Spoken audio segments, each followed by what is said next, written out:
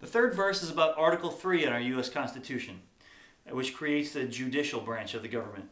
So the first three lines. In Article 3, judicial courts will spell it through district, supreme, and appellate. So again, Article 3 creates our judicial system, our system of courts, the judicial branch of the government. And there are three types of courts that are created. The district court, the appellate court, and the Supreme Court. So a case would start at the district court. Then if it's still up for question, it goes to the Court of Appeals. And then if it's a constitutional issue, it goes to the Supreme Court. So the Supreme Court justices are the ones who determine whether or not issues are against or are covered inside the Constitution. So really, the job of judges, the judicial branch, is to interpret laws that are created. So here's how we're going to illustrate this part of the song. In Article 3, judicial courts will spell it. So we have our gavel again. Judicial courts will spell it through district, supreme, and appellate. So the three levels of courts here. So district, supreme, or district, appellate, and supreme. So district, supreme, and appellate. Our next part of the song is talking about what the judicial branch allows. I'm having trouble with that. So they interpret the laws and give their final thoughts. Their precedent will hold it. So the judicial branch interprets the laws and sees if they're constitutionally viable. They give their final thoughts, and then precedents are decisions that maintain. So if something is determined unconstitutional and the judicial system says this is unconstitutional, that in and of itself is sort of like a law. People can look back at that and say, wait a minute, no, we tried that before, and the precedent says from the judicial branch, the precedent says that is unconstitutional. We cannot do that. That will not become a law. All right, so here's how we're going to demonstrate that. So they interpret the laws and give their final thoughts, and then their precedent, so the things that they write, their precedent will hold it, will go on until maybe that's overturned and the precedent is overturned, but that becomes its own sort of law. Their precedents do.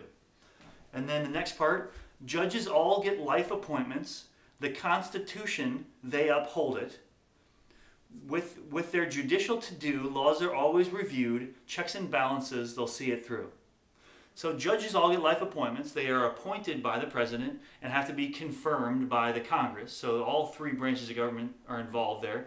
So they get appointed by the government, appointed by the president, and then Congress has to vote and say that it's okay for them to become justices because they're judges for life.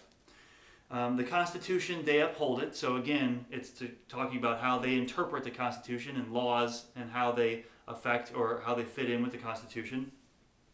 And then with their judicial to-do, laws are always reviewed. So the concept and the process of judicial review is where they'll take a law, they look at the law and say, okay, wait a minute, is this constitutional? Is this right? And if they determine that it's not, then it will not become a law. And then checks and balances will see it through. That's a way that you can have checks and balances for what laws are created. Even if if it goes through Congress and the president signs it, they can still say, nope, unconstitutional, and it won't be a law. All right, so here's how we're going to do to illustrate that. We did precedent will hold it, and then judges all get life appointments because they're there, and they will not be politically motivated. They're just motivated by what's right for the country. They can't get fired or something like that. So judges all get life appointments. The Constitution, they uphold it. So they have the Constitution here. With their judicial to-do, laws are always reviewed. So they get a new law here, and they look at it and say, well, is this, the judicial review, is this constitutional? And then checks and balances, they'll see it through. So that is, the judicial review is their main checks and balances over the other two branches of government. Okay, that's a lot. Let's go through all that slowly. So in Article 3, the judicial courts will spell it through district, supreme, and appellate. They interpret their laws and give their final thoughts. Their precedent will hold it. Judges all get life appointments. The Constitution, they uphold it.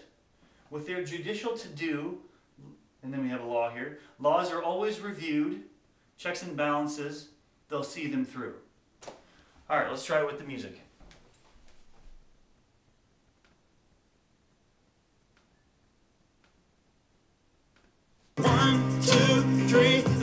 this government.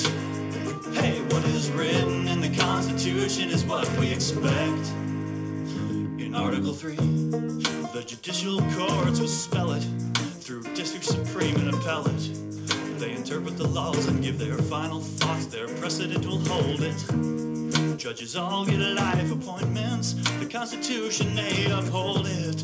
With their judicial to-do, laws are always reviewed. Checks and balances, they'll see them through. Ooh, ooh. Great, let's try it one more time.